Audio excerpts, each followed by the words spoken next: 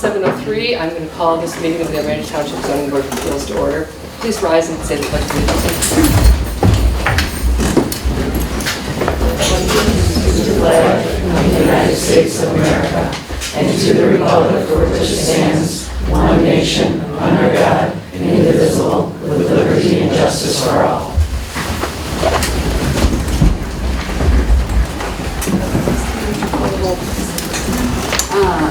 Hicks? Here. Getzing? Here. Carey? Here. Mogul? Here. Diane? Yes. All are present. All are present. Thank you very much.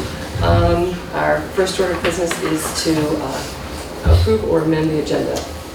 We have the agenda in front of us. Are there any amendments that anyone would like to make, or do I have a motion to approve? I'll make the motion to approve it as presented. Thank you. Support? We have a motion and support. All in favor? Aye. Any opposed? All right, so the agenda has been approved. Now we'll move on to approval of the minutes from our last meeting. That would be the February 1st. November. February. Oh, I'm sorry. It does say February, don't it? More than one date on the piece of paper. Yes, November 18th. I thought that was a long time ago. It was a long time ago. February 21. November 18th. As we have previously discussed, there was an error in the minutes involving you, because we didn't realize at the time that you had not officially been appointed to the board. Yep. And so there were motions made and seconded that should have been made by somebody who had officially been appointed to the board, but because, on the advice of our attorney, because everything that was transacted was a unanimous vote, your vote and participation didn't affect the outcome in any possible way. So the attorney has advised us that we alter the minutes or amend the minutes as previously presented to reflect your actual participation in the meeting. So that is what Christine has done for us. We have an amended copy here with the changes highlighted in red and the explanation at the back as to why we are doing this amendment. And does anybody have any questions about this or concerns? Or Just say I was formally appointed at the now you're the real deal, right? Now you're the real deal. Okay. Then seeing no concerns or questions or amendment for them. So just one thing is I would want to change that approval of minutes from February to November. Which wasn't. Oh, I wasn't making a motion. Oh, I'm just saying, should we change that should or? we? Oh, yeah. On line 5, Yes. that is correct, isn't it? The last meeting that we approved the minutes was February 1st of 21. You're right. Right. You're right. Okay. Then that So, is correct. so never mind. the minutes from this meeting will reflect that we amended the minutes from the November meeting. Okay, got it. I'll make the motion to approve these corrected minutes that reflect Jim Getzinger seconding the two motions that were made. Thanks, TJ. Support? Second. Okay, we have a motion and support. Any discussion? Okay, not seeing none. All in favor? Aye. Any opposed? Okay, thank you very much. And now the main attraction, what you're all here for, right? Now we need to open the public hearing for these lovely folks. So a motion is in order to open the public hearing. Okay, what time is it? It is 7:07. Okay, I'll make a motion to open the public hearing for Boo Boo's Boneyard at 7:07. Do we have support? I'll second that. Okay, we have a motion and support. All in favor? Aye. Okay, then we'll call this public hearing to order, and we'll invite the applicant to make a presentation, whatever you, it looks like you. Yes. You came with slides and everything. So.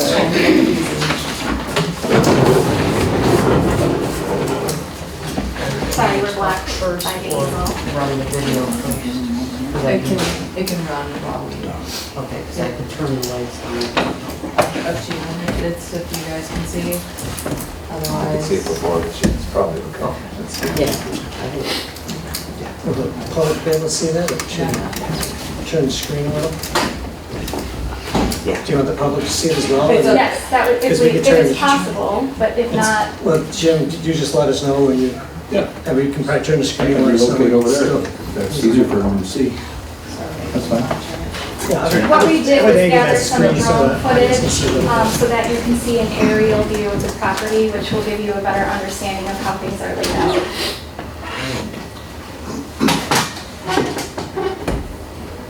How does that work for you, Jim? Yeah, we have a mess Do you with want us that to one. slide down a little bit? Yeah, we can. Scoot in here between my hand. Chair. Yeah. Stuff underneath.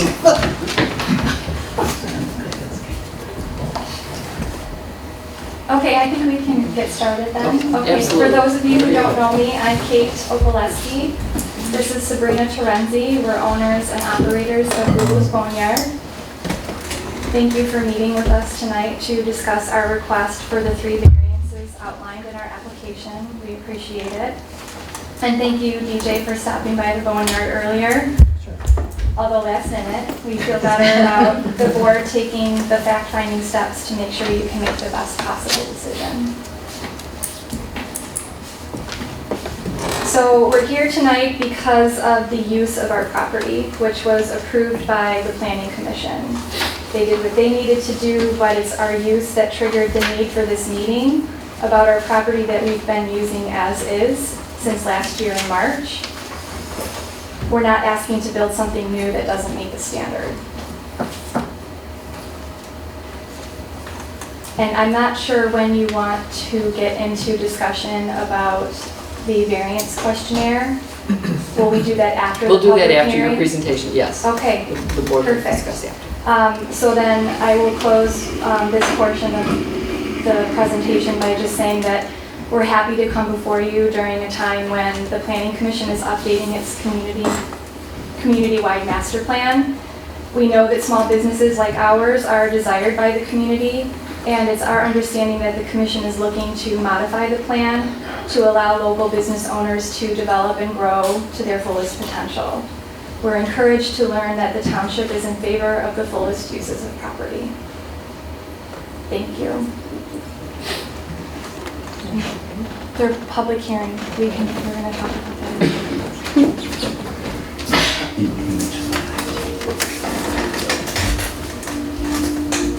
So, right now, you saw the one drone footage, and then I just did a, straight on view to show the space that we're talking about in comparison to, the distance and everything, and obviously what goes on in this space, so you have a better understanding of the operation.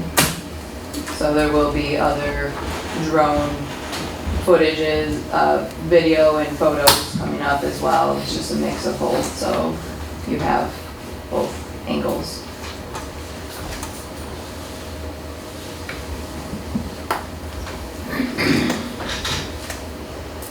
And you don't have to sit and watch the whole thing, it's just, we can't get it to go any faster either, but we also didn't want it to be like this for you, but it'll keep playing that way for you, just to give you the idea of the layout and everything. Obviously you see it on the site plan, but it's just to give you the 3D dimension idea. Anybody else? Madam Chair, before we open up to the public, I could read the Planning Commission results that they spoke of. Oh, okay, please do. Okay, from the Planning Commission, this was the first step in order to have a kennel. Any applicant, a commercial kennel, would have to come for a special land use. That's what they were referring to in January. The Planning Commission did meet to review their special land use, had a public hearing, and there was a motion to approve the daycare kennel for a maximum of 60 dogs allowed and hours of outside play activity restricted between 8 p.m. and 8 a.m. and contingent on approval of a final site plan and approval of the 3 variances from the Zoning Board of Appeals. So that's where we're at right now. This Zoning Board of Appeals, they're looking for a variance on the lot width. The lot width in the ordinance is asking, requiring 300 feet for a kennel, and they have 275 feet. And they're looking for a variance for the side yard play area. The setback required there is 200 feet. And a side yard setback for their barn, which is a 100-foot setback is required. So that's where we're at today. Their approval for the special land use is contingent upon them receiving those variances. So that brings us up to date where we're at now. Thank you. Anything else that you'd like to? I will, yeah, I'm gonna, based on some of the things that you said, I would like to address. So I will say our home was built in 1994, before the now applicable zoning ordinance was adopted in 2006. It's important for us to bring attention to the fact that the zoning ordinance, as it's written, creates a practical difficulty for us. It's not current or relevant to today's conditions.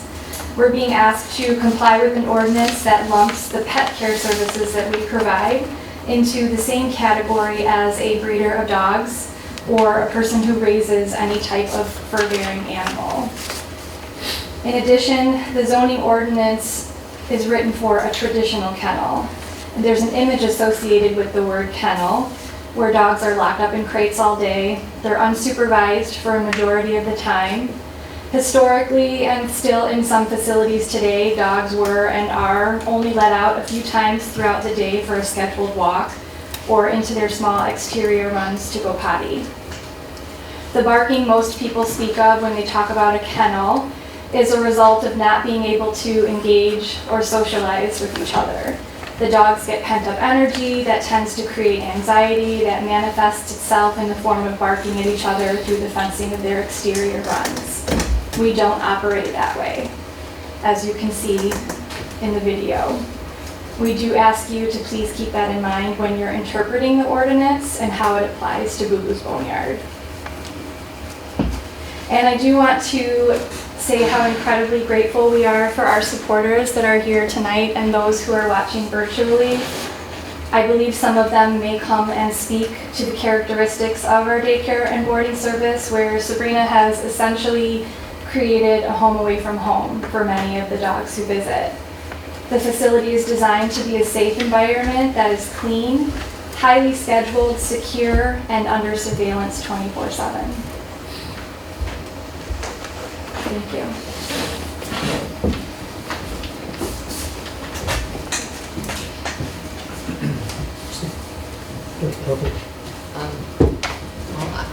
I'm going to guess that maybe some of you who are here would like to, we can take comments from the public now if you would like to come up to the podium, please, state your name and address, right? This lovely lady here in the corner.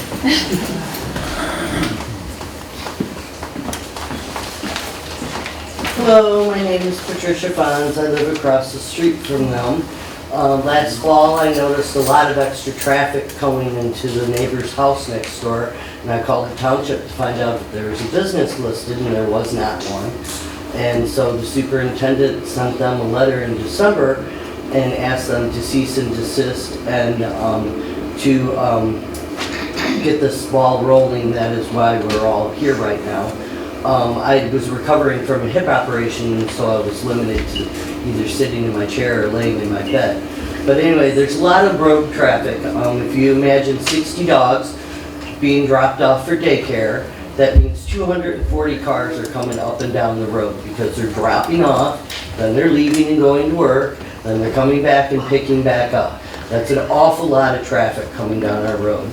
The cars are still creeping looking for the business because there's no sign out front. There was one creeping today.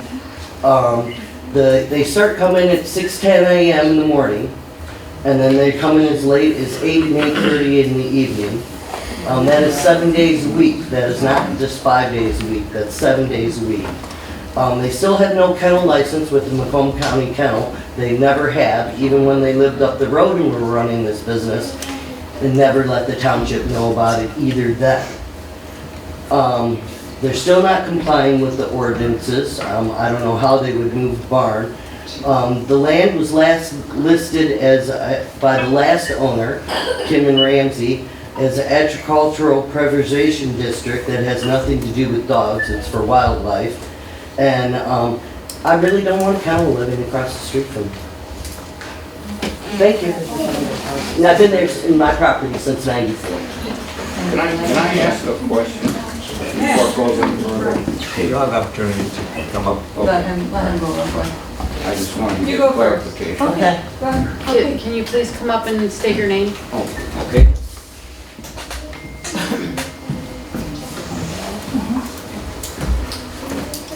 So my name's Martin Hauer, and I don't know where she just got her facts, because there were none of them were true. There wasn't a single thing she just said that was true. I'd like to know a question. What is the property on the Macomb County side zoned currently? Is it agricultural? Is it It's in there. commercial, It's residential? ag preservation. It's ag preservation. It's what? It's agricultural preservation. Okay, I don't know what that means. It basically just means that you have all of the rights of someone who is in an R1 residential, plus you can run various farming operations. Okay. So where does a kennel fall in that definition of a farming operation? Dogs, not cows. It's a special land use. What animals, what difference does it make? I don't understand. I live in Lenox. We've got everything from llamas to dogs to you name it on my road. No one ever complains about traffic. Damn road. No one ever complains about too many cars or any of this here that we're talking about. So I don't understand this whole issue here. In Armada, it needs special land use approval to have a kennel. Okay. And that's why they're here. All right. Well, as far as everything she just stated, I've never experienced that. We don't pick dogs up at 8 o'clock at night. We don't pick them up or drop them off early in the morning at 6 o'clock. She's got set hours. I've never heard a pack of dogs barking ever at their place. We've been going there for years. And it's by far the best boarding and daycare that we've ever had. We've put our dogs at probably a dozen different places. So this one is outstanding. Everything they do is outstanding for the dogs. I don't get the whole.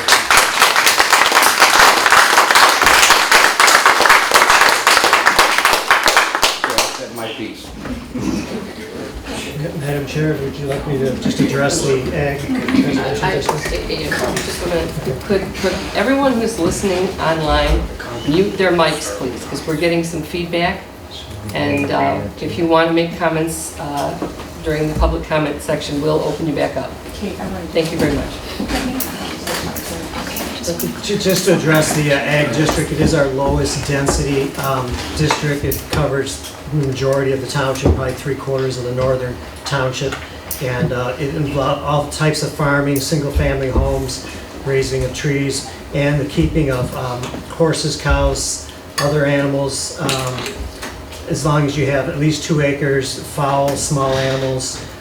So this is the district that you will most likely see livestock and different types of animals and things like that. So that's just a real brief overview of what the Ag 1 district is, our lowest density area throughout the township.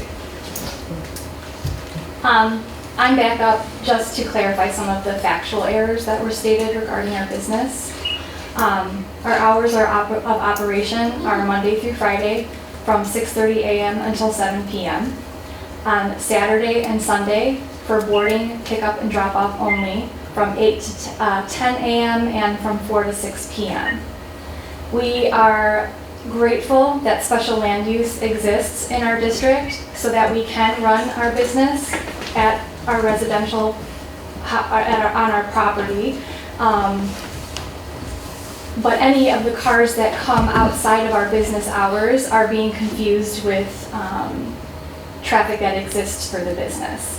And if you look at the master plan, that main road boardman sees anywhere between 50 and 1,000 cars per day.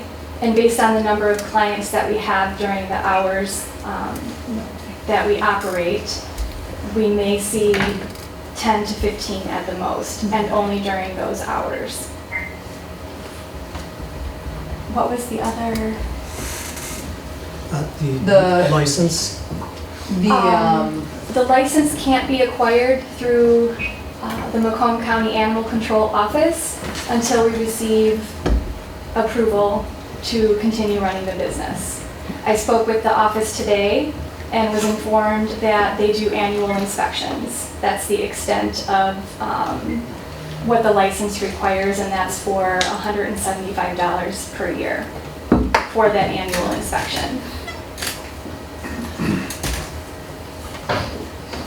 And, oh, I'm sorry, go ahead. When the heavier traffic was also in regards to what she's speaking of, we had just moved into the property and just right away started enhancing it to not only make it better for us personally, but obviously the business. So landscape, contractors, trailers, all that were left there, so they didn't have to lug everything back and forth. So whether it was them coming as a crew or the workers coming individually, the foreman's coming and going to make sure the crew's doing what they have to, that was definitely additional traffic as far as at that time. So there was a lot of work being done to, again, enhance the property and start, you know, getting through some of the things that we want to have happen. Also, not to toot our own horn, but we have a lot of family and friends who love us and visit us regularly. So if they come at whatever time, I mean, they're allowed to visit, they're allowed to have birthday parties, anniversaries. I don't think people would want to do that on our property if it was this chaotic, you know, If it traffic. looked like the house across the street, basically. Basically. Yeah. So, just to make it clear that when, you know, they're talking extra traffic and the amount, completely off. And I have surveillance that points to the road, so anybody's welcome to count the cars daily and how many pass boardmen and actually how many come turn into my driveways. So, just wanted to clarify that as well. Question Yes. for the young man, well, either of you actually, I don't know. You indicated that it's a yearly inspection for a kennel license, and that's what's right. When do they do to do it again? We haven't had it done yet. We I can't. understand that. It would, so if they come out after the special land use paper is submitted to them, then they would continue from there. Okay. Yep. Yes. Same thing with rescues, shelters, which I am always working with hand in hand, so I'm very familiar with the process. I've known animal control since I lived in Sterling Heights. So aside from being here for the 10 years, that's where all this started from. Plus working corporate kennels before branching off and wanting to make something bigger and better, you know, for the specialty that we offer. So it's just, you have to jump through these hoops here, so to speak. Correct. And then they will step in and Yes. give you, Yep. inspect and give you a license. Okay. Yes. That's correct. They wouldn't give us the license without the approval. We have to already be established. Yep. Which seems a little bit backward, but that's the way the process works. That's how it works, that's how it works. Okay, so now that we cleared that up, we can allow for more public comments. I'm sorry. We appreciate the clarification. Hi, my name is Lori Domati. I live on Pratt Road, 20621 Pratt Road. I would like to say I really enjoy having Boo Boo's Boneyard available to both my husband and I, but also to our 5 children. Currently, 2 of our children bring their dogs to Boo Boo's, and they come from Richmond and Chesterfield. Sabrina and Kate have spent a lot of time, energy, and money perfecting their business practices over the years. They showcase their skills on how well they take care of our dogs, like they are their own. They have built a wonderful resting area, as you guys can see on the film, a playground, a cooling area for the dogs. You can see them on Facebook too, just like child daycares and stuff like that. I love that. I appreciate knowing that when I drop off my family member, which I have is Bella, she's a bird dog. She is in the safest environment that I could ever leave her in for the whole day. I'd like to add, it's very clean there too. My Bella benefits in each visit by exercising and socializing with other dogs. This has really helped her overcome her anxiety issues I've never had a dog with anxiety before, and I've had quite a few dogs in my lifetime. I'm 57, so I've had quite a few since I've been young. Being a part of Boo Boo's family, I have noticed how surreal and quiet and organized the whole process of drop off and pick up are each day, which just overwhelms me at times because you think a bunch of dogs in there would be barking. They're not. When you drop off your dog, you don't hear a bunch of dogs barking, you don't smell anything. All you do is hear the birds chirping, like when you're walking out of your house here in Armada, because I live on Pratt Road, so you hear lots of birds chirping on Pratt Road. What the process is, basically, you text Sabrina, you let her know that you're there, you go ahead, you put your leash on your dog in your car, you meet her in the office when she tells you about the text, she takes your dog, you're ready for the day. How nice is that? It's just beautiful. It's just a wonderful feeling. Sorry, I have to go by paper because I get nervous. Just be honest. I think we all do that. We truly have a gold mine here in Armada, and if you're on the Armada board, I highly recommend that you take advantage of this business if you have a dog. I really do. It's a really good service. Thank you.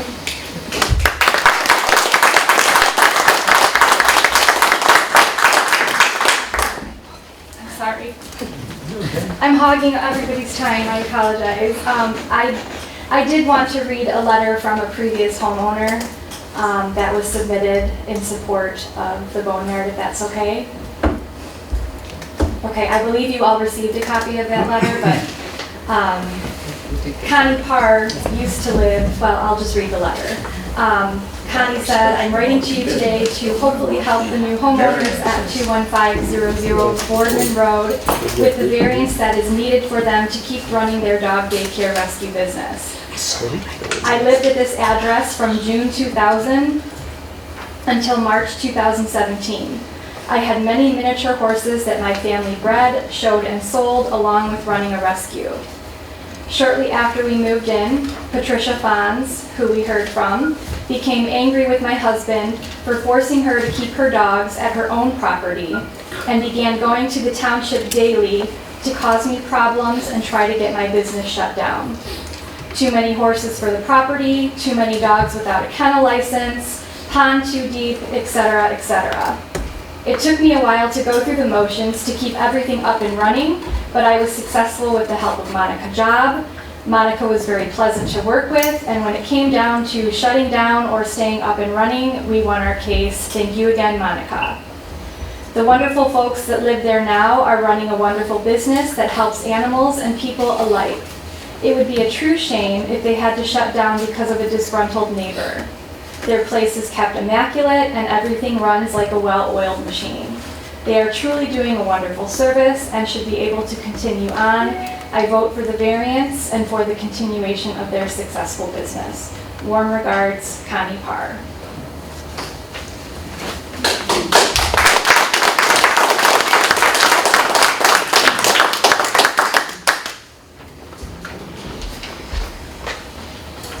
Anyone else that would like?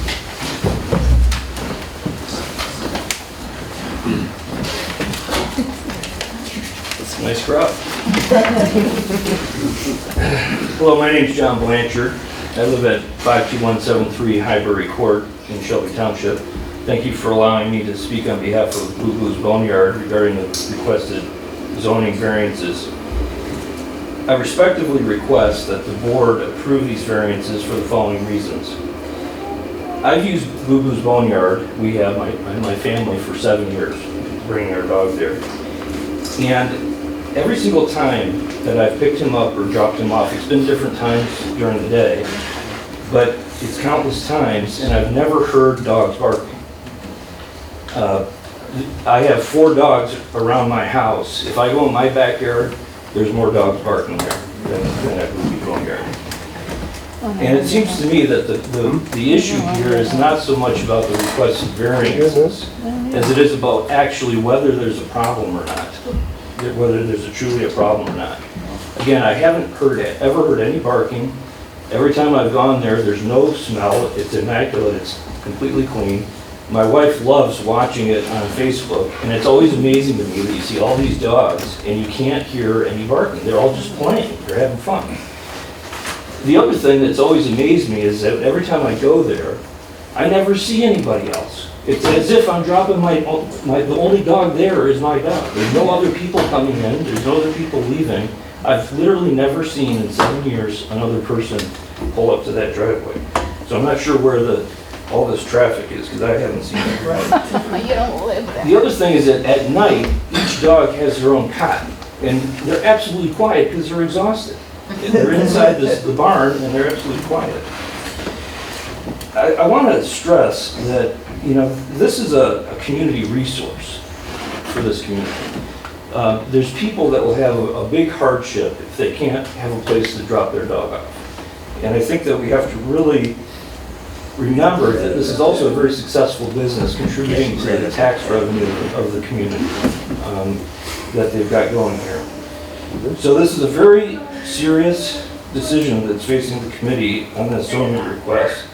There's lots at stake, including the livelihood of the owners, the hardship it could cause the customers, and the welfare of the dogs. So I respectfully request that you pass the zoning variances. Thank you.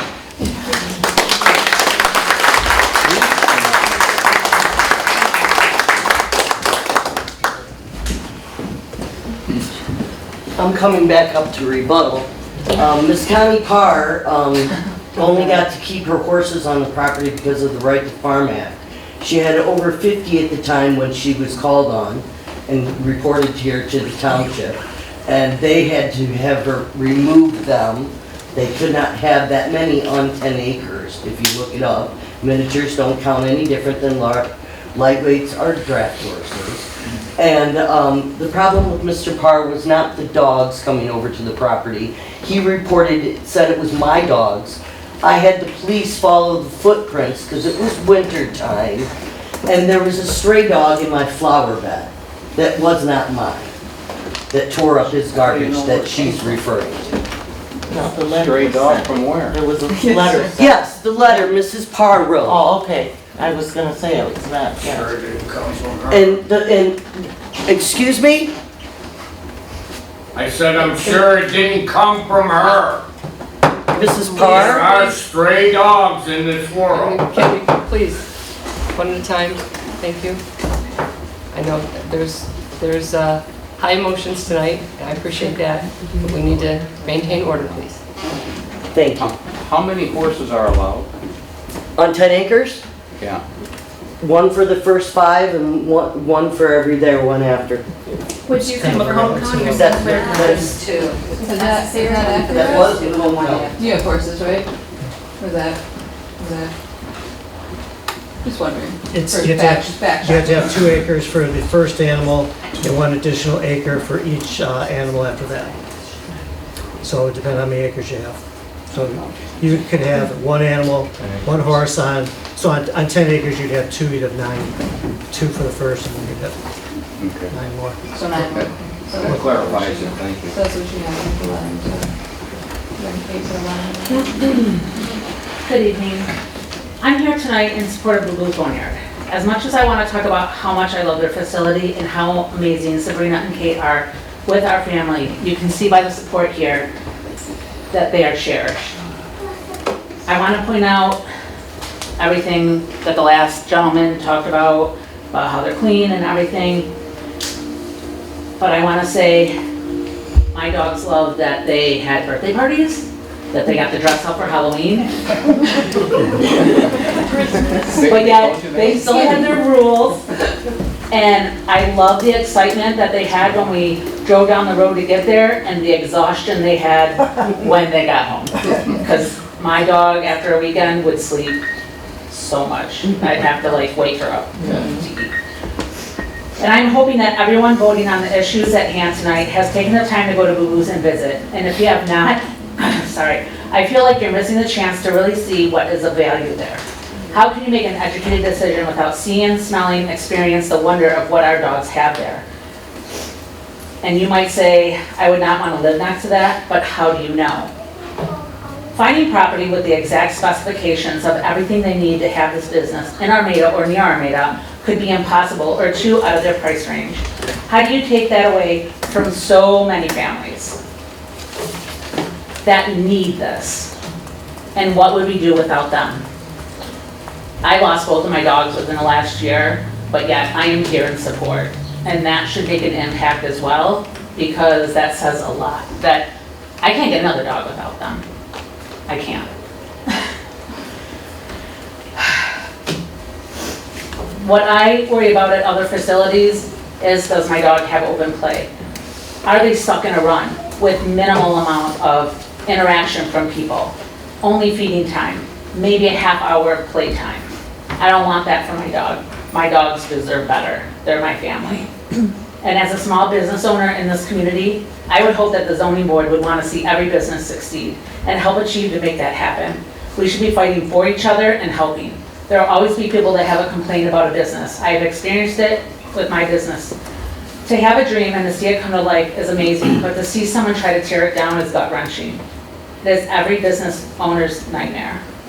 And the one thing I always say about Armada is we are a community that supports each other, and we thrive when someone is down and needs help. So let's do that now and fight for a business that brings value to Armada.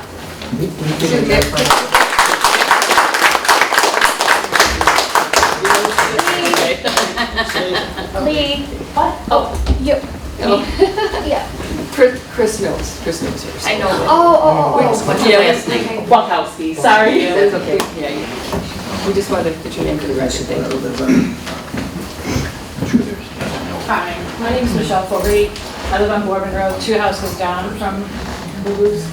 Everybody in this meeting has said how great they are, how great the facility is, but nobody lives next to it and has to deal with the traffic and the cars coming in. We have buses that come through and have to slow down because people can't find the driveway to get in. We have people who have several grandchildren on the street, myself included. They're running around, and we're just worried about the traffic, the noise. If a dog gets out, what if somebody gets attacked? And like I said, I haven't really heard the dogs or smelled the dogs, but 60 dogs in a residential setting. I've been there since 1979, so I'm really concerned about this. I would be happy to speak to those concerns. Okay, but it was quiet and there was no cars up and down the road. Now all of a sudden it's constant. What cars? And I live 2 doors down. We've lived on Boardman Road for 10 years this year. Mm-hmm. We operated our business 6 houses down from where we currently are. Yes. Okay. And we had 0 issues during that time. Mm-hmm. The only reason we have an issue now is because we've relocated and we now live across the road from a neighbor who has a pattern of harassing the neighbors across the street from her. Okay, but there are more, you want to have 60 dogs. No, we do not. That's what they allowed us to have. If If you you actually. educate yourself about the special land use approval that we received, we were permitted to have up to 60 dogs if we so choose to grow. Boarding. Currently, we do not have 60 dogs at our facility at any given time. The most we have had is between 30 and 35, and that's generally during our busy times. Holidays, spring break, winter break. Okay, I have a question. So can you explain to people your drone footage here on how all the land is? Because like I said, I'm 2 houses down. I can hear your fountain at night. I can see your color changing fountain. Great. That isn't my problem. I guess is the variances that we're going after. If you're short on land, you can't grow land. It's not being short, it's about positioning of where things are. So, but can you describe to everybody what needs to be done here? Well, we're going to get into that after public comment. And it's also on the paperwork. Okay. Well, I said my piece. Thank you.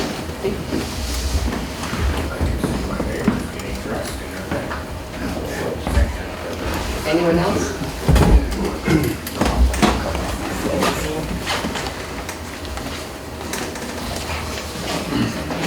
My name is Greg Hill. I run Crooked Creek Dairy.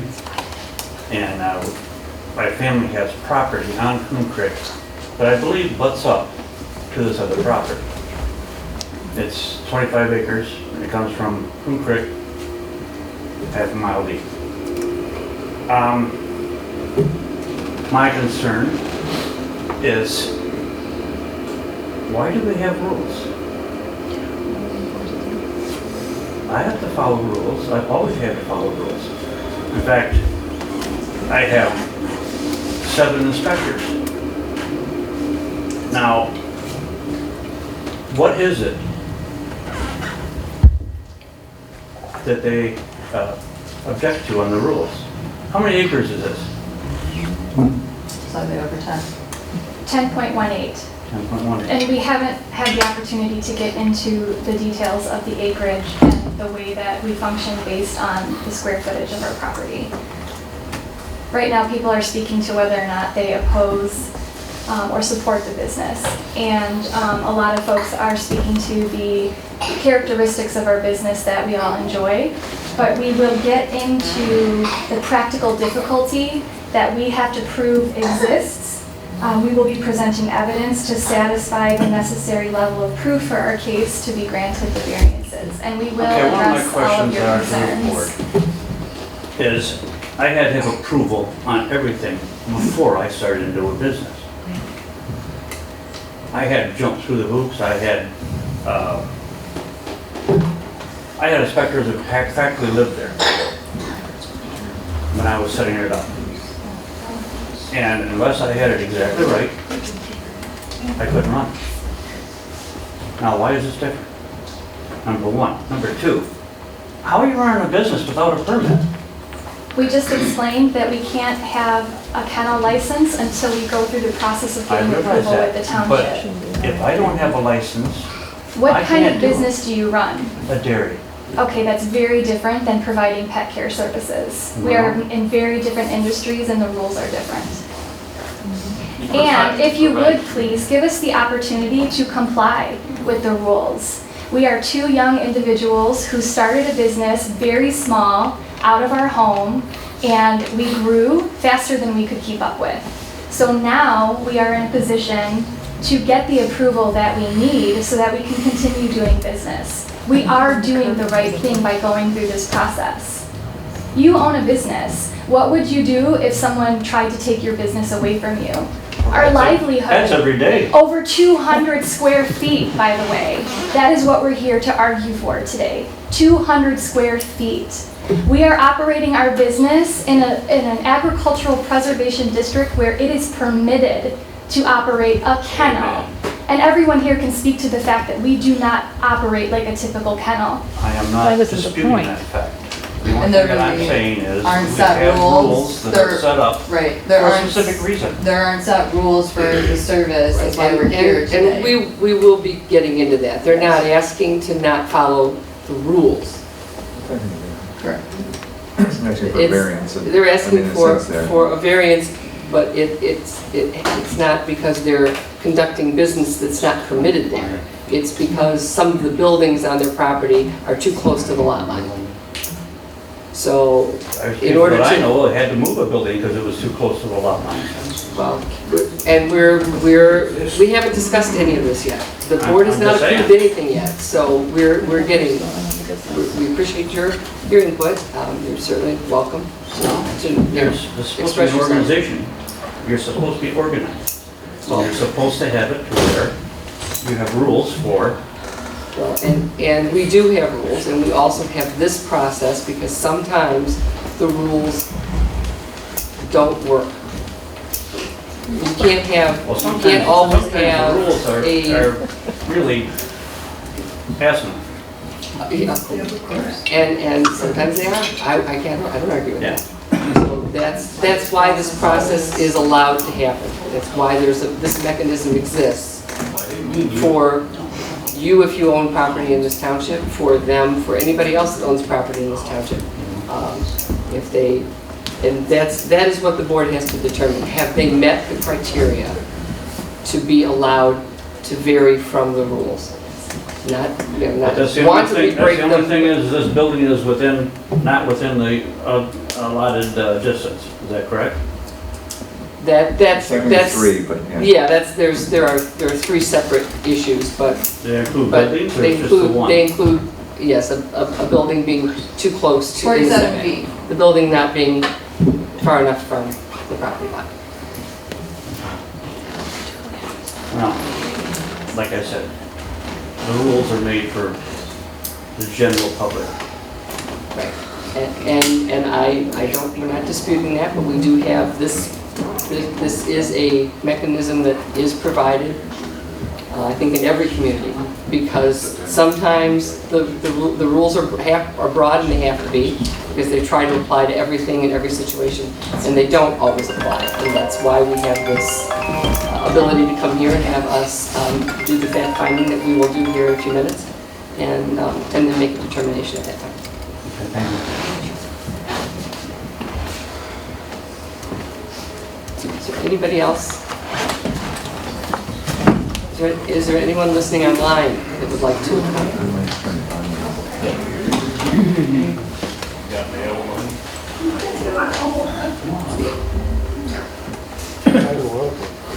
We have your volume up now. Could you state your name and address for the record, please? Hi, my name is Bailey Lane, and I live on 21900 Boardman, probably 3 or 4 doors down from Boo-Boo's. I've lived at this address since before Boo-Boo's has moved to their current location. So I've been here since, when they're at their old location. To my knowledge, they ran their business out of their old home on Boardman for about 9 years. And it wasn't until they moved to the new location when they began to get neighbor complaints. This leads me to believe that this is more than an ordinance or licensing issue, and an issue stemming from discrimination and hate, which is truly disgusting. The complaints I've heard from the neighbors make me giggle, to be honest, because they're the furthest from the truth. There are definitely not 240 cars that come up and down our road every day. I work from home, so I would know. The home does not smell, and truthfully, I mean this as kindly as I can because it doesn't really bother me, but we have a dog on our road that everyone probably knows what I'm talking about, that barks and howls all day long. And I hear that dog more than I've ever heard a dog bark at Boo-Boo's. Boo-Boo's has provided services to my 4 dogs, 3 now, 1's deceased, and also dogs of my family and friends. All I have to say to my dogs when I go to drop them off at Boo-Boo's is, are my babies ready to go see Miss Sabrina and play with all their friends? And they start to go crazy. They're so excited. In fact, my one dog right now just got up because I said Miss Sabrina. And it would be a shame to shut down this business because it is such a great asset to this community. As Kate has stated, allow Boo-Boo's time to comply with the rules and complete this process. They're not trying to beat around the bush. They're trying to do what they need to do to make a livelihood. So let them do that. Thank you. Thank you.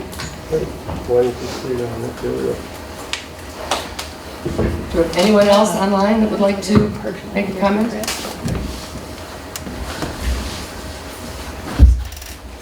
Yeah, hi. I'd like to say something as well. Sure. Please state your name and your address, please. Yeah, sure. My name is James Ahern. My address is 29336 Shira Lane, Chesterfield, Michigan. Thank you. Can you hear me? Yes, we're hearing you just fine. Thank you.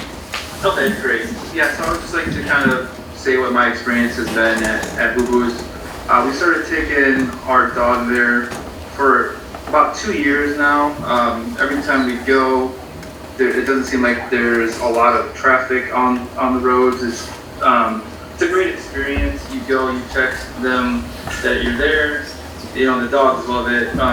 When we're getting ready to go, I just say, hey, you ready to go to Boo-Boo's? And the dog is super excited, all pumped up and happy. Never had a bad experience.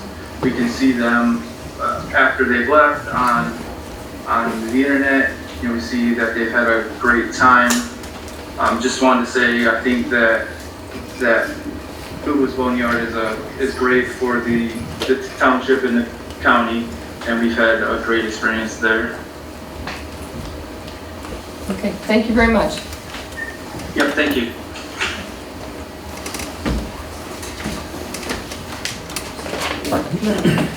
My name's Terry Scott. I live right next door. They was at a different place, didn't have enough room, or whatever the deal was. Their business was growing, or whatever. They should have checked into that business, not wait till after they buy something, and not have the room to do it. You know, they got rules. Now they want to change everybody else around it to fit them. And they're wrong right from the get-go. I don't understand that. You said that that's what they're there for, to change stuff? Not to change your property. Sure, it's gonna change my house value. There's no evidence that exists. You wanna live, well, your dog doesn't. I love all animals. It's not about But I don't wanna loving live next to a dog kennel. That ain't why I moved out there for. Well, But how does it impact you? a lot of traffic, like you're saying that there ain't. I live right now, I sit on my front porch and I see people zipping in and out of both driveways. We live on a main road, for starters. And we have visitors beyond who comes to our business. But anyway, you need to, when you start a business, you need to see what the guidelines are, how much property you need and all that, not just hurry up and go and do it and then expect these people here to change it for you and upset the neighbors. Not changing. I don't feel it's right. Well, we appreciate your comment. Thank you.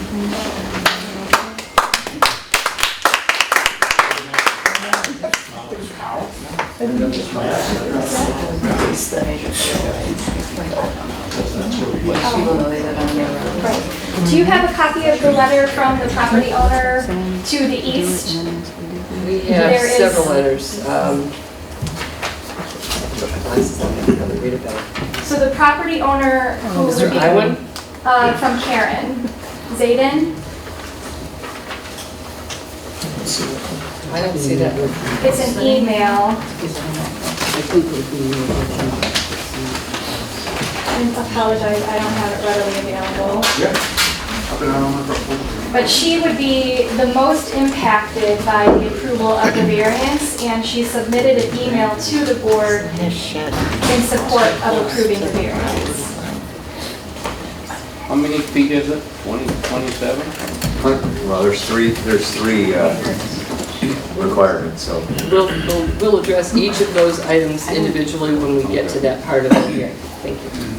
I don't see that email. I don't either. Is that in the original planning commission approval? Oh, this is from Sabrina. That I have. I'm sorry, what was the name? Karen Zayden. I may have missed one. Okay, well, I can submit it to you. What is the purpose of that?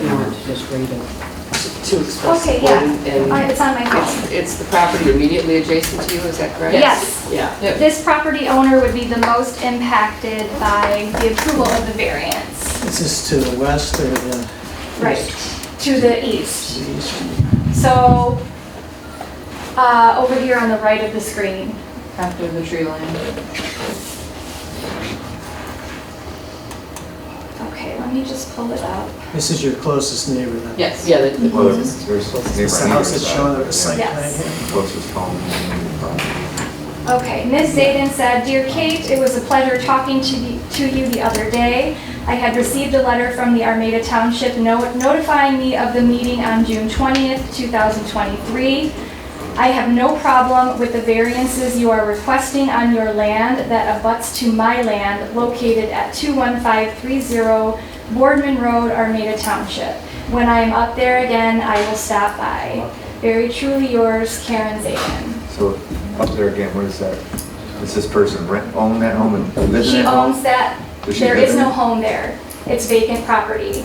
It is being farmed for her She farms currently. it, There was a home there previously that was torn down, but she still owns the property.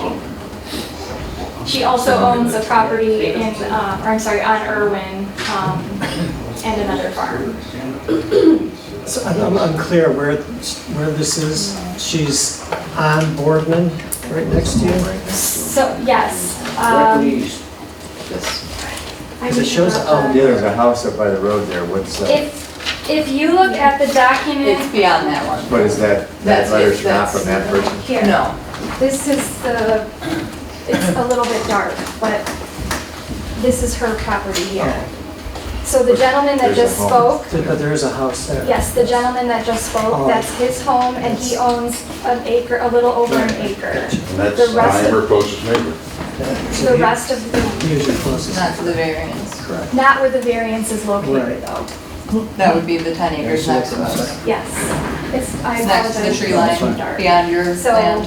This gentleman is That's where the variance is. That's Everybody's where house. we are for the fencing. That's Where the we're talking variance about. is needed is back The here, vacant that's why property they're saying. exists. There are other people, not just you. I'm real. They're not moving anything up here. So- So I'm up for the variance. Huh? I'm up for this up. Well, sure. It's Yeah. not- And there is a farm drainage ditch, between the two properties.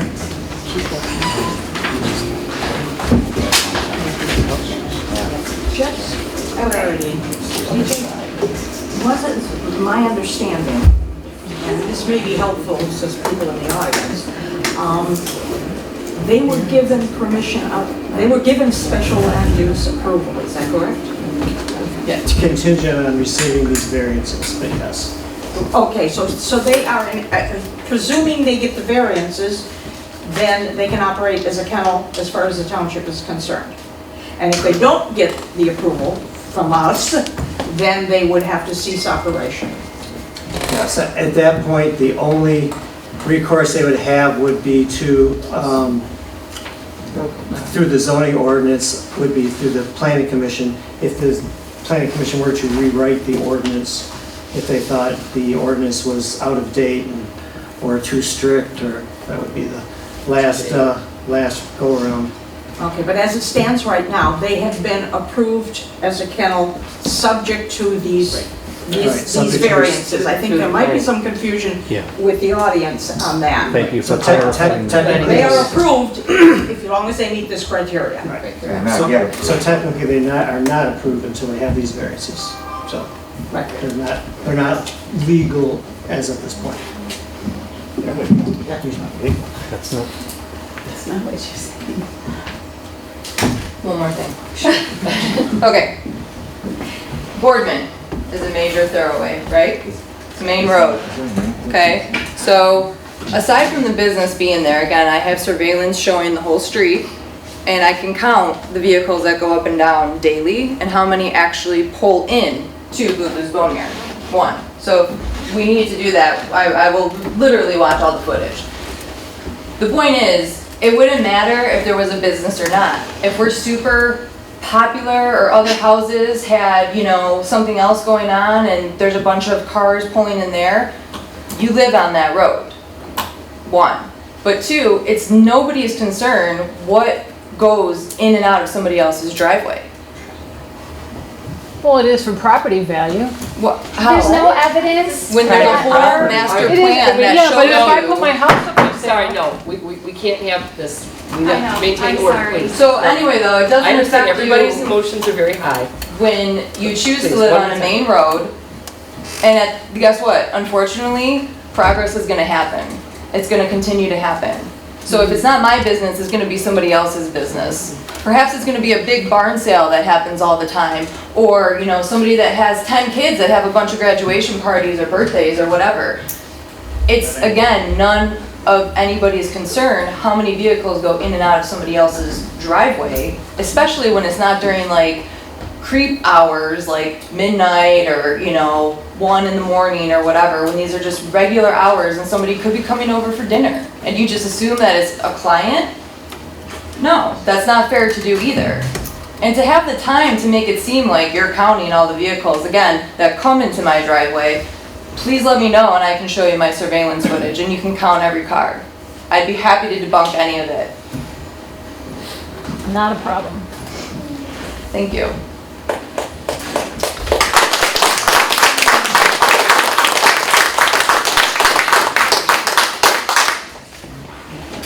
Richard Tucker's the name. I own vacant property on Boardman. I believe it's the responsibility of this board to decide whether they want to give variances to the extreme they're asking for.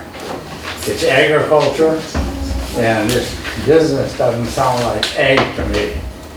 So I guess if you set a precedent tonight, anybody can come before you and ask for unreal variances. I think you better think long and hard before you, first of all, the lot isn't wide enough by the 4-to-1 rule. They want to come closer to the other person's property line than what your variances say or your ordinance say. But I think you better think long and hard because you set a precedent. Anybody can perhaps come in and do the same thing over and over. All right, thank you. Yeah, like 9 horses.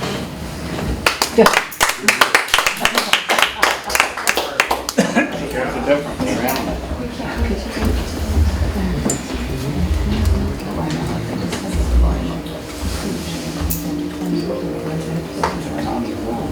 Before we proceed, does anyone else who's watching or listening online have a comment to make? Give you one last opportunity to jump in. Okay, thank you. Thank you for being here. They don't, so I'm going to mute them again. Some of them didn't mute their mics. Anyone else present in the room have anything to say before we proceed? I'll have you please. Before we close the public hearing, would you like me to read these letters that were presented? That's probably not a bad idea, though, if you don't mind. We do have some letters that were addressed to the zoning board.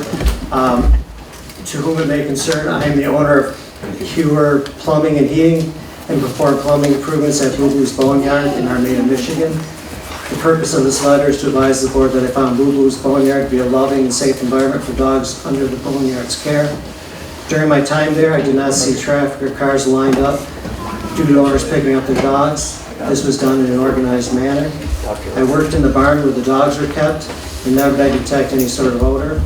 The dogs are well behaved and well controlled. There were no dogs running around and left attended. Thank you for your time. Sincerely, Andrew Iwan. And then we have one from Dawson's Landscape Service.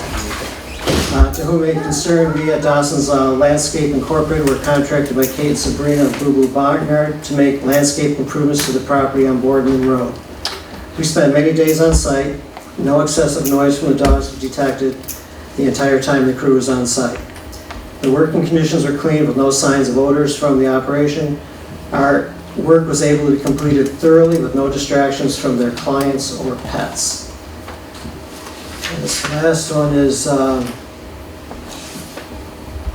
Right Side Lending, Jeff Constancy. To whom it may concern, for the last 2 years, Boo Boo's Boneyard has been an important instrument in my personal life. Sabrina puts forth every effort in making sure the dogs that visit her business, her home, are kept in a manner that provides a clean and safe environment for them. In return, it gives me peace of mind knowing that my beloved dog is taken care of in the best interest, best possible way when he's away from home. The fact that Sabrina is being put through these circumstances completely astounds me, especially since I was a long-time Armada resident myself from '81 to 2009. When I walk into a pet store or a grooming facility, even a vet office, I smell urine with cleanser filling the air. Not once have I ever been taken back by odor entering Boo Boo's Boneyard. When you approach a dog park, grooming facility, vet office, or one of your chain boarding facilities, all you hear is sound of dogs barking and howling. Not once have I ever dropped my dog off or picked him up to hear any kind of commotion. This is because the dogs are being well taken care of with the utmost care and consideration. Boo Boo's Boneyard is very important business, not only for the direct community, but also for the surrounding areas as well. I personally know families that drive from Rochester Hills and Harrison Township, not to mention we live in Macomb Township, just to take our dogs to Boo Boo's Boneyard. I, amongst many others, stand by Sabrina's business and are confident that this issue will be resolved so she can put her focus back completely doing what she loves, and that is giving a safe and clean environment for dogs and the peace of mind that brings their owners, knowing that their beloved pets are in the best hands possible. If you have any questions, you can contact me, Jeff Culp's president. And I think that was all the letters. Yeah, I did look at it. I had them all, so. Thank you. We're going to close the make the motion to close? Yeah, it looks like, I'll second that. Are you making the motion? Oh, yeah, then that's, I'll make a motion. okay, so we have a motion and we have support, DJ? Yeah, To close the public hearing and proceed. At 8:08. All in favor? Aye. All right. The public hearing is officially closed, and the board will now begin its deliberations. I can talk. No, just to be clear, just for anybody in the audience, particularly the applicants, will they have an opportunity to answer any questions or? Oh, yeah. Throughout this process? The board may direct questions to you as we proceed. But one called upon. Yeah.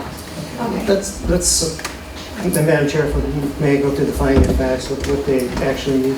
Sure, go right ahead. Okay, the specific requirements in section 1631 of the Armada Township zoning ordinance is called the raising of fur-bearing animals, including kennels. It's kind of a cover-all.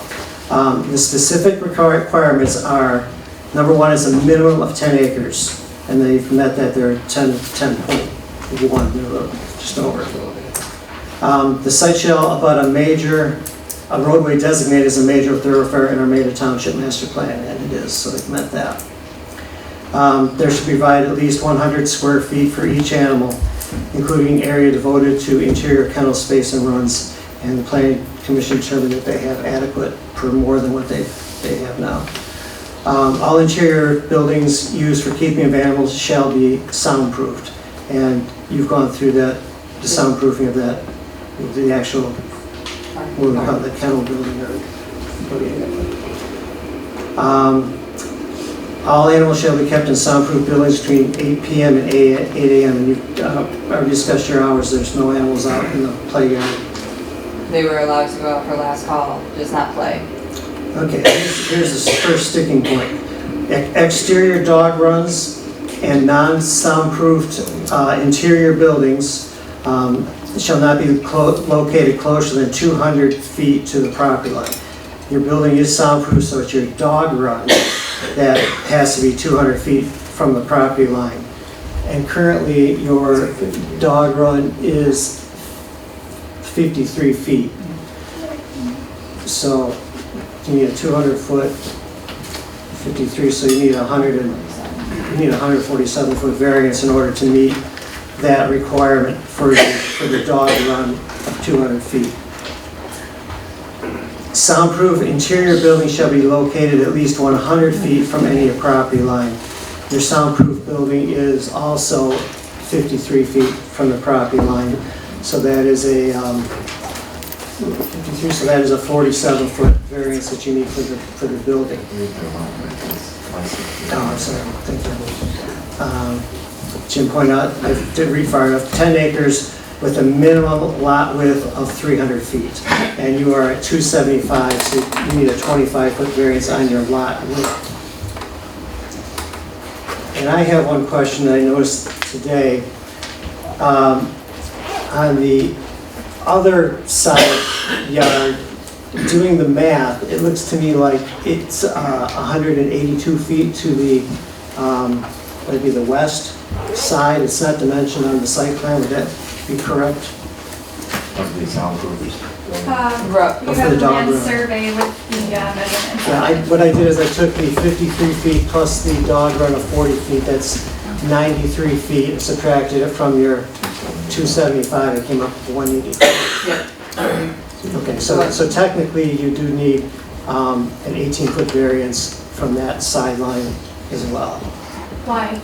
Because it's 200, it's less than 200 feet from your outdoor play area to the western side lot line. It should be 200 feet. Okay, so we may need to speak to the deficiency in the way the zoning ordinance is written.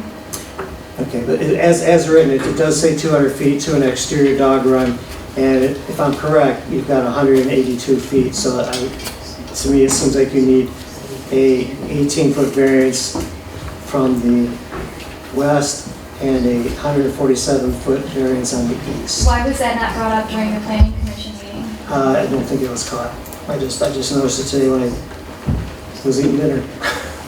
I just figured that, it's not, it does say 200 feet, and I don't see. Right, but that presents a significant issue that we're not prepared to address. It still requires a variance, If you can that's why meet, you're here tonight. if you get a variance for the 147 feet, I don't think the 18, I just want to cover the basis for it, so that it does, if it doesn't get mentioned, then you might have an issue down the road, so I just want it to be covered in this meeting if it goes that way, so that you get everything that you need. Right. Okay. So that's what I see is actually, 147 feet variance on the east side and 18 foot from the west, the 47-foot variance for the building to meet the 100-foot requirement for the soundproof building, and then the 25-foot deficiency in the lot width. So that's those four. Okay. So again, we can talk, we can point to the deficiency in the way that the ordinance is written. Correct me if I'm wrong, but if the minimum site width is required to be no less than 300 feet, it's not possible for an exterior dog run or non-soundproofed interior building to be no closer than 200 feet to any lot line. Yeah. So the way that requirement number 6 of the ordinance is written prevents a property owner who may comply with the minimum site size or not from ever being able to meet the side yard setback requirement. It's not the rest of the You can meet that requirement if you don't have an exterior dog run, or if you don't have a non-soundproofed building. But those are uses that are permitted that we were given approval for. With the variance, correct. Right. But no, you cannot meet the requirement of the ordinance for an exterior dog run on the minimum width lot. It would have to be an all-interior soundproof building in order to meet the ordinance with a minimum 300 foot. Right, so not only is it impossible, but it's unworkable. You could meet it With a with pond sitting in the middle of the with the property. minimum, no, you cannot do everything on the minimum size, correct? So that speaks to a significant practical difficulty. That's. Okay, yep, so I'd like to. Okay, well, let's let the board discuss it. I definitely appreciate the passion and the vision that they have. I think that you're going to do something and do it well, and it's certainly clear, from the feedback that we've received tonight that they've done it. Unfortunately, I do think that it sounds like twice they put, 1 foot, they were put the cart before the horse thing where they didn't come in and get the approvals, before they bought the property or considered the dimensions of the property limitations. So it puts us in this, call it an awkward position where they have an established business, and I think it's important that we try to be impartial, take the emotion out of it. We have to look at what our ordinances say, and if there's a practical reason that there should be a variance. And we've heard feedback from a lot of people. Now, again, it was very positive for the patrons. I'll say they have a vested interest in some regards, and generally didn't appear to be local with the majority of them, but their support certainly appreciated. The neighbors, from what I've heard, seem to have concerns. And the variances that are being requested are very significant. 150-foot variance on it. They're 50 foot, it needs to be 200. So, and some of the people that did speak also said all these same comments that I had, but we do have ordinances for a reason. We're not here today to debate the ordinance. If that were to change, that's at planning commission level. We don't think that we're free from legal obligations. I think everybody needs to understand that. But variants exist for this very reason, because things change. And I think you need to grow and adapt with change. Why not challenge the current dimensions? Well, that's how this board's here to issue a variance, not to change the ordinance. That's why I want to make it clear to us here. That's not our scope of work. And No matter how much we would maybe want to in some cases, that's not what we do. Sorry, we'll come to you. Okay. I'm definitely concerned about setting a precedent. As a resident who lives in a similar area, agricultural preservation district, I certainly I know dogs, when they're happy, they bark less, but they still bark when they're playing. you know, I would have concerns living next to 60 dogs, you know, and if it's not, and they have up to that, you know, they may not be there now, they may do a great job now, things certainly can change, so that's the concern, you know.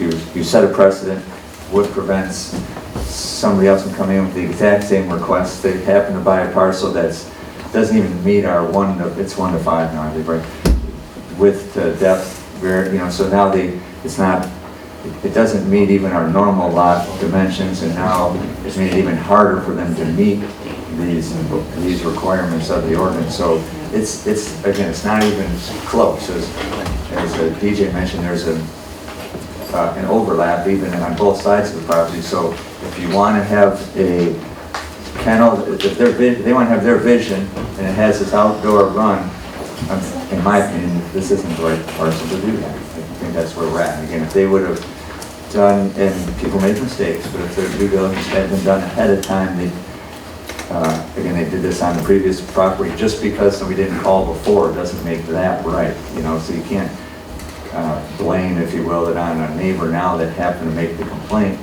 Doesn't make you right just because nobody told on you, you know, before. So I just think that this is, if it was a couple feet, you know, you can maybe argue it, but it's still not even a practical difficulty. This was their decision to buy that piece. There's other land available. There's 100 acres somewhere, you know, if we had to meet all your requirements. I just think it's important that we consider all that. Madam Chair? Yes. The other thing I think we should consider, not only are we bound by, you know, the rules to break the ordinance and give a variance. I did stop by the facility today, and if I could give Sabrina a variance, I'd do it in a heartbeat. But the variances go to the property, so we have to look at the parcel. And when they move this variances will still be on that parcel. So whoever the next person that comes in can run, let's say, the 60-dog daycare. We really, I mean, that's why we say it's not personal. We take all the emotion out of it. We don't look at the people. They're doing an awesome job. The only time the dogs barked was because when they saw me, because I wasn't where I wasn't supposed to be. But, you know, they're doing an awesome job, and I know they would do an awesome job someplace else. This parcel is, it is quite large in the variance that it needs. I think that if they feel that the ordinance is not workable, that they pursue that avenue with the Planning Commission. This ordinance is, I don't know how long it's been a while, but I do remember Berlin and Ray both have 100-foot setbacks from property lines. I remember when we were doing this, we liked the fact that we had a large setback, even though we knew we were one of the bigger setbacks in the area, just to mitigate, you know, the nuisance aspect of it. You know, like say things change, I'd really like to have you come to the Planning Commission and help us craft a better ordinance. If there's, you know, there's never a perfect one, but I think that this is a really big variance and a big precedent. But that doesn't preclude us from applying for and being granted a variance. So you're making your decision right now without even allowing us to prove our practical difficulties. We haven't been able to verbalize those. So aside from how large the variance is, should we not be able to present our case? No, you definitely will not make a decision without presenting your case. Okay. I like to put the ground rules out so people realize that we're not granting you a variance, we're granting the parcel a variance. There's a big distinction. That's why I don't like to see things get personal. That's why all comments are just directed to the chair. And you take the personalities out of it, because I mean, in this case, you guys are awesome. But we have to turn and look at the parcel, because that's what we're supposed to do, is look at the parcel. If the variance goes with the land, if someone came onto that property after we did, what if they don't want to run a kennel? And if they do, they still have to go through the special land use approval process with the Planning Commission. Is that not correct? No, that runs with the property. It runs with the So they property, could do a kennel without. we were given We were the given, stipulations that we have to operate, somebody would have to come in and do the exact same thing as what we were told during the planning commission if they meeting. want to do this type of business. That's what made it a special land use request, because it's not just falling into kennel category, we operate differently, so there's not really something that specializes to what we're doing, so we put those Our other. special land use approval and variance approval, the same thing. No. In terms of what stays with the property and what that requires the next homeowner to do. The special land use, they would have to, any conditions that were imposed, they would fall under those same conditions. That runs with the land, so they would have to, whoever bought your property, and it'd be foolish of you not to market it as the fact that it has a special land use. They would be limited to the 60 dogs, they would be limited to those hours. So, yeah, that would stay with the parcel. But Madam Chair, that they would like to present, so that'd be pretty good to hear. Yeah, if you, Yeah, Can you go up to the podium? yeah, so sure. Later on, I can hear your comments. Yeah. I think it was challenging when doing the research. There's really no simple explanation of what constitutes a practical difficulty. So we're doing our best with the evidence we have to satisfy the proof for our case to be granted variances. If, when you deliberate, you can talk about those things. We do respect the overall purpose and effectiveness of the zoning ordinance, but strict compliance with the width and setback requirements is restrictive because we're requesting a small amount to continue using the property as we intend as it's currently zoned. We think the compliance becomes unreasonable when you look at other special land uses that exist that have little to no requirements or conditions. You're talking about 16.05, an automobile heavy repair garage, for example. There's no site lot width or side yard setbacks required to control noise, prevent fumes, or possibly smoke. We talk a lot about noise when we talk about the kennel. 16.07, bed and breakfasts. There's no site lot width or side yard setbacks required to control noise, traffic, or parking areas. 16.25, junk yards, auto wrecking yards, and storage of industrial wastes. The minimum site size for that is 2 1/2 acres. Aside from the fact that we're satisfying a unique need in our neighborhood, the physical characteristic of our property that makes it difficult to comply with the dimensional requirements is that it's exceptionally narrow. The small distance from one side to the other, especially in comparison with the length. And then our pond sits directly in the middle of the property. We aren't responsible for where the existing structures were built, nor is it the previous owner's responsibility. We didn't create the hardship of our lot being too narrow or the buffer requirement being too large. We configured the business as best as we can right now, but in our case, again, not only is complying with the zoning ordinance impossible, but it's unworkable.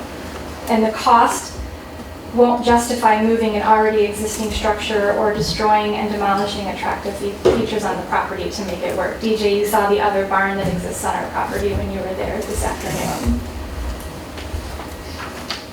And we do think that it's a reasonable request that could be granted to other property owners in a similar situation. Our variance will not be a substantial detriment to the adjacent property. And then again, I point to the property owner who would be impacted the most. She submitted an email expressing her approval for the variance. Also, one of the recognized purposes of a side yard setback is to provide access for safety personnel, and we have to consider public safety, public welfare. That access will not be eliminated. And again, the variances will not alter the essential character of the neighborhood in which our property is located. We're providing a much-needed service to our community. Thank you for allowing me to express that. Actually, I have a definition for practical difficulty, kind of. how did I know you would have that? Michigan Court of Appeals has applied these principles. In order to obtain a dimensional variance, is what you need, dimensional variance, you're correct, you do have to show a practical difficulty by demonstrating whether the strict compliance with area, setbacks, frontage, height, bulk, or density would unreasonably prevent the owner from using the property for a permitted purpose or render conformity unnecessarily burdensome. And B, whether a variance would do substantial justice to the applicant as well as to other property owners in the district, or whether a lesser relaxation would give substantial relief and be more consistent with justice to others. And then C is whether the plight of the owner is due to unique circumstances of the property, and D, whether the problem was self-created. So that's, when I look at these, I always look for something very unique, and I think that's where this property looks like all the other properties around in the township. It's not a regular shape or weird topography. It does have a very nice green belt I saw all the way around the west side and the back, and they did put up a nice privacy fence, and the nice thing is it's set way back from the road, which is very nice, but it's not, you know, what I would consider a unique parcel. Or It looks a lot like mine, only it's twice as deep. I did try contacting the township to find out if there was any special land use that came with the property prior to us purchasing it. We wouldn't have known to look for something like that at the time, but the mini horse rescue that existed there, that was able to operate, how does that work? the horses are a slightly different ordinance, and like I said, the keeping of horses is addressed. Parcel of 2 acres or more, and then 1 additional acre for each animal after the first. So they probably are operating that and that is a permitted use in the ag district where the kennel is a special land use. So it's livestock and horses and other types of animals are permitted uses and much easier to do in that area. So that's how that. Easier to do? They're much easier. It's because it's permitted use versus special land use. Okay, I thought you meant the taking care of. No, I wouldn't say horses are easier. Okay, just clarifying. Well, and then when you ask about the ordinance, and you know, it's a big ask, but my question to you is, what do you think 147 feet would do, honestly? If it was right where it needed to be, and you approved somebody that had all these checked off, and they're a backyard breeder, or a puppy mill, or a hunter, or what have you. If you have misbehaving dogs, which you heard somebody comment on the virtual end of things, and we hear the same dog that they're talking about, I hear all the other dogs around us as well. What would that really do? Because then you're getting into unrealistic numbers, in my opinion, as somebody that's been in this industry for quite a long time. So even if it was 500 feet, my question to you is, do you think that would prevent noise from carrying when we can hear a dog a mile down the road? That goes all the time, for that matter. And yet ours do not, unless it's like like they're excited to run out, as you said, when they play, but it's not constant. So what, with our play yard, makes it different than dog runs, as the ordinance says, is also like somebody having a backyard. So if somebody can butt up an invisible fence right up to anybody's property line, and the dog can stand there and bark, or what have you, why is this, distance really realistic? It's not a perfect ordinance. No, that's why I'm saying. So when you're asking us though to kind of consider potentially rewriting it, or adding ones that make more sense to specific businesses, specialty things that aren't just going to be as simple as an in and out, structure for any animal, but specifically dogs.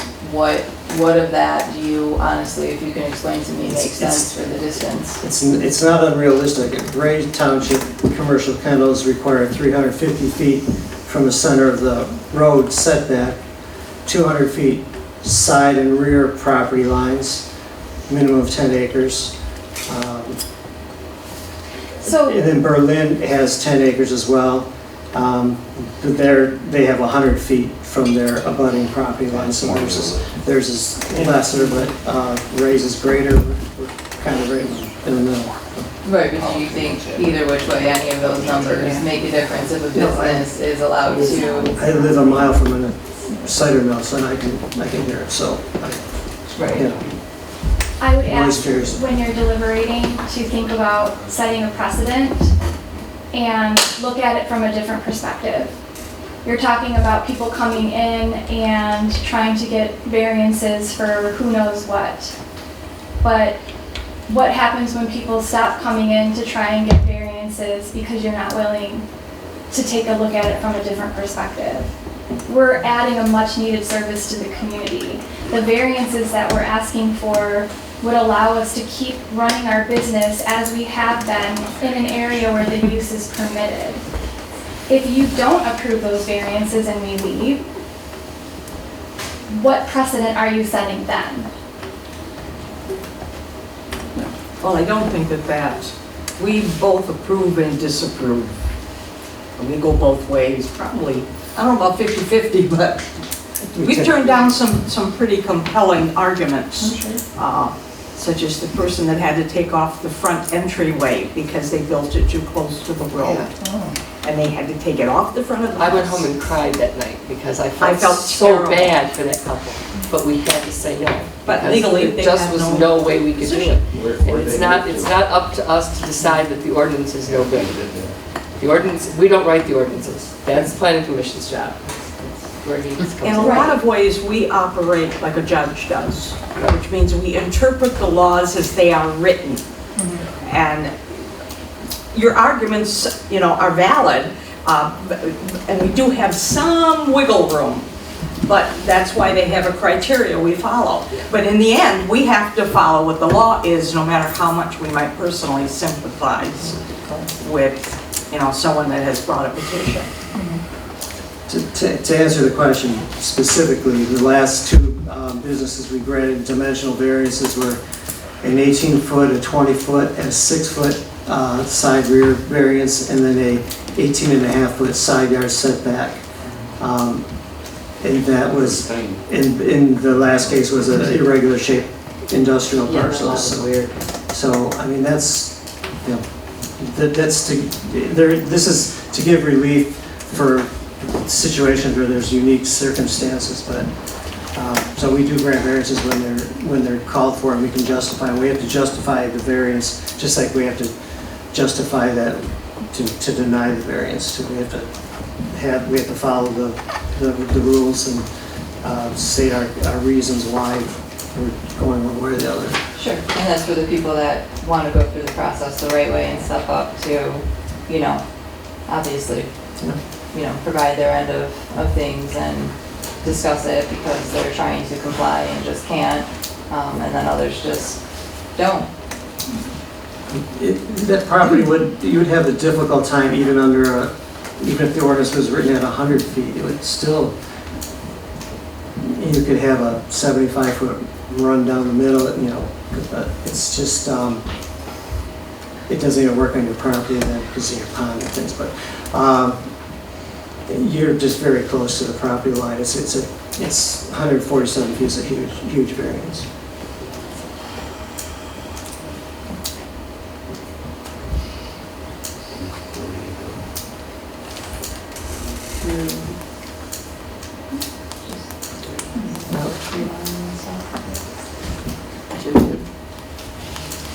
Jim 1, Jim 2? I think that's everything.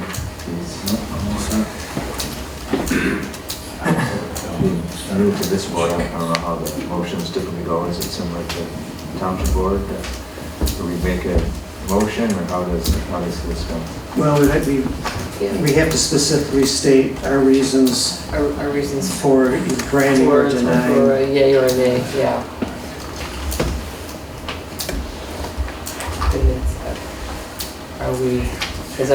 Are you satisfied with the information? Do you have any more questions or anything? If we are through deliberating, we can proceed to To motion? Well, I know where my motion probably, I don't, okay, we have to prove that they've met, and it's the burden of proof for them to prove that they, Right.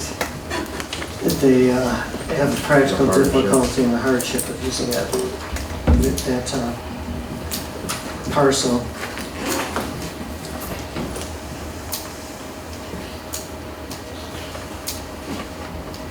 The only thing it would do is substantial justice to other property, or it's not even property owners though.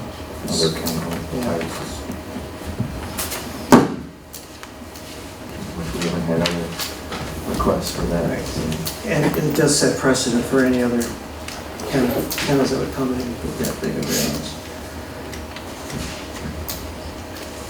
Okay, well, I know, it's interesting, we talk about setting a precedent for future kennels, but in the same breath, you're talking about looking to us for our expertise if you decide to rewrite the ordinance. No, It's very, no, very it's not- confusing. It's not you, it's the parcel. I mean, there's no doubt that you're running a first-class business, without a doubt. Like I say, if I could say, yeah, vote to give it to you and you could take it where you wanted, because I know you do a great job, but to put it on this parcel and say that from here on out that this can be a commercial dog kennel with 60 dogs, I would have a hard time with that. I can't justify it by the conditions. Is it the number of dogs stopping it? No, it's the amount that this property is out of compliance. It's not them, it's not their business. I've heard nothing but marvelous things about both of these ladies and the business they operate. The parcel just can't be made to fit. Well, it sounds like the planning commission needs to address it and determine if these setbacks are realistic or not. Well, and that's something that can go forward at the planning commission, but we can't do that here. And we can't say the planning commission should fix this, so we're gonna give you a variance. We can't do that. We have to say just right now, in this moment in time, does this parcel meet the criteria for variances? And I have to say, I don't think it does.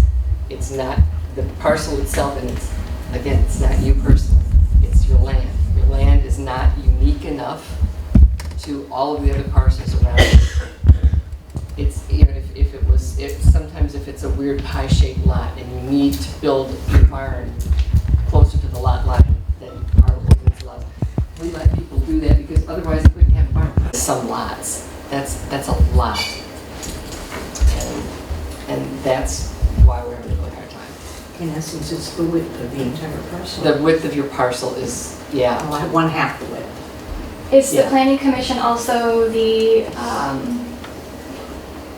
are they also responsible for determining where special land uses are permitted? Because we have 28 parcels that exist on Boardman, and of them, 5 of them might be able to comply with the special land uses that exist. So how do you determine, or how do you decide we're going to allow you to, we'll permit you to run your business here, but I'm sorry, we can't change the zoning laws for you? It's very confusing. I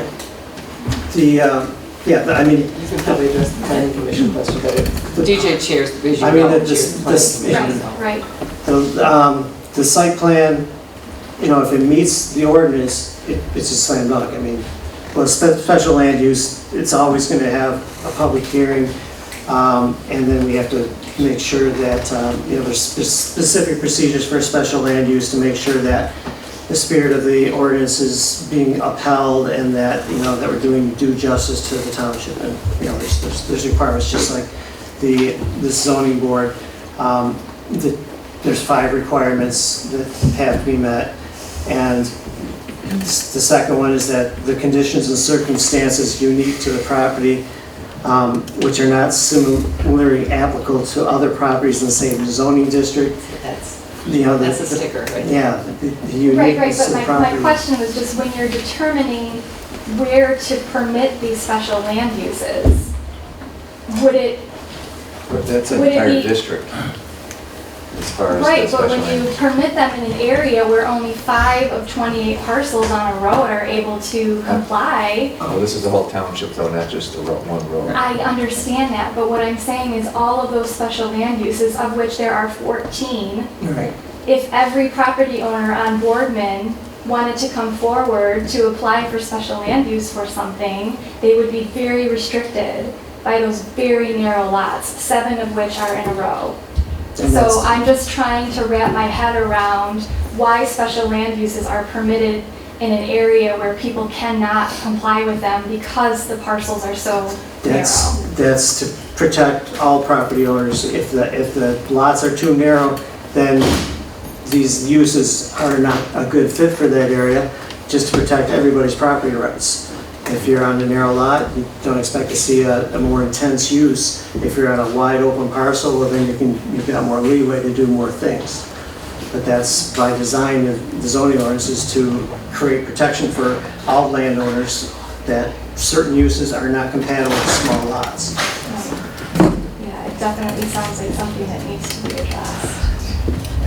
And we work on the zoning ordinance all the time. This, I'm sure, will cause a conversation at the planning commission to look at it again.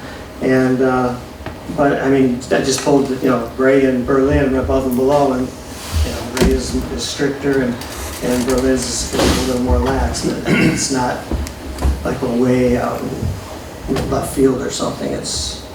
But Right, we chose this area for a specific reason, that's all. We looked in Berlin, we looked in Ray Township, Right.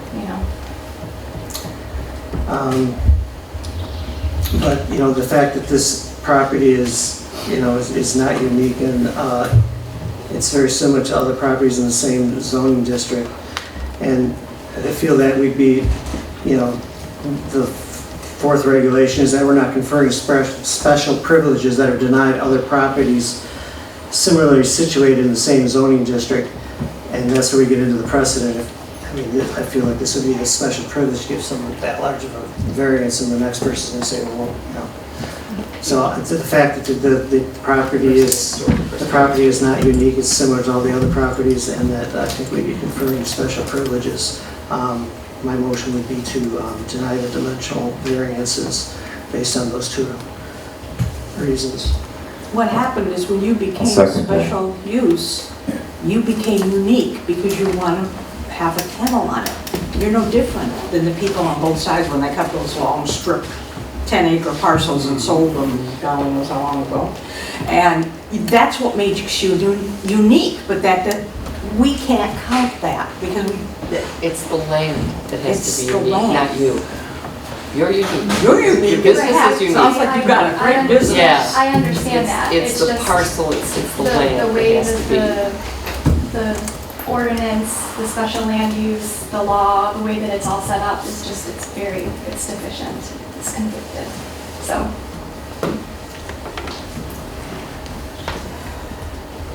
Are you crafting a motion, or is that Yeah, just your and motion? it just discussion, I'm just writing it down so I can read it back. Okay, that's what I thought. That's the usual. That's Yeah, Jim's seconded it, so we go. Okay, okay.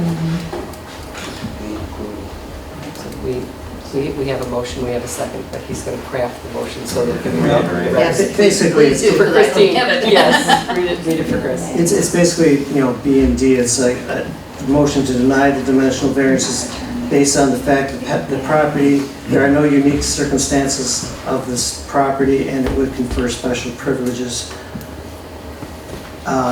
denied other properties in the same zoning district. Basically, our rule B and D are our requirements. I didn't take notice in the ordinance, but is there any policy in place for the people who have to pay what they pay to come before you to present their case and then not be approved? No, there's no. Because the township incurs the costs regardless of whether it's approved or denied, there's the publishing fee, there's the mailing to all of the neighbors, certified mail. That right there is the biggest portion of what it costs, and we cannot, we can't make the township pay for your request as business. Can you reread the motion? My motion is to deny the dimensional variances based on the fact that the property does not have unique circumstances and it would confer special privileges that are denied other properties in the same zoning district. And those are two of the 5 requirements that we have to meet. Those are the 2 biggest ones that they fail to meet. Those are the biggies.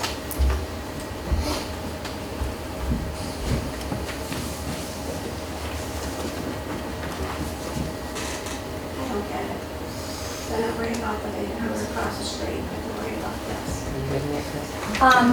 Can you also talk really quickly about the next steps so that the people who oppose our business being where it is don't harass us or the township if things don't go the way they think they should go now that you've made the decision not to approve the variances?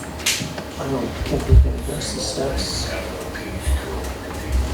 At this point, it becomes enforcement inside the township. Yeah, that sounds like it's become a legal matter, which is not us.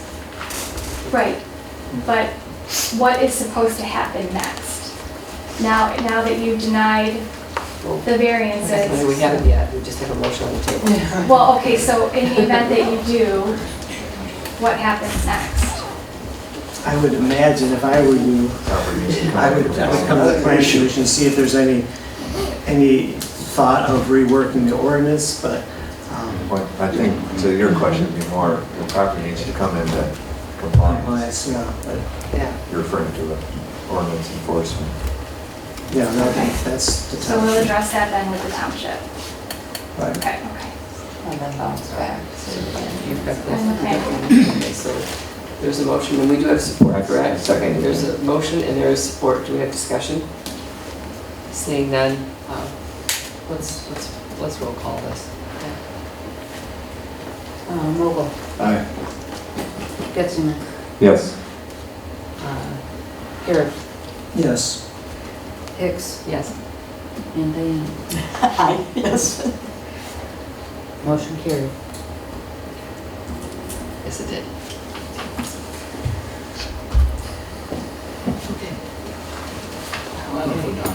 These are hard ones. Yeah. It's a good business. Okay, so that's a wrap? Yeah, for that. We do have another public comment section available if there are any members of the public still present who would like to address the board. You can do that at this time. We ask again that you come to the podium, speak into the microphone, and give us your name and your address. Go to that. I'm sorry, we can't hear you back here. Oh, I'm sorry. I'm just saying that there is another opportunity at this time for the public to address the board. If you have any additional public comment, you can come to the podium, please, and give us your name and address, and make any additional comment that you might like to make. Seeing none, motion to adjourn. It is 8:52. Motion to adjourn at 8:52. Whoa.